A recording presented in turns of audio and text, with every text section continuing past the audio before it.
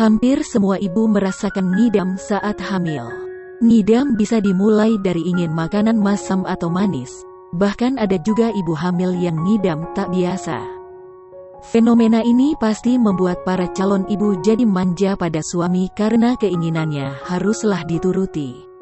Hal inilah yang dialami oleh Nagita Slavina. Seperti diketahui, Nagita saat ini tengah mengandung anak kedua hasil buah cintanya dengan Raffi Ahmad.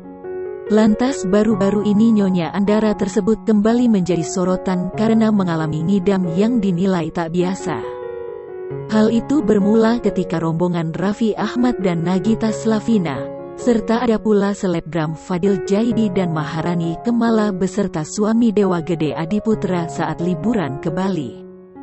Di saat menikmati momen liburan, Nagita Slavina justru mendadak ngidam ingin beli sebuah villa.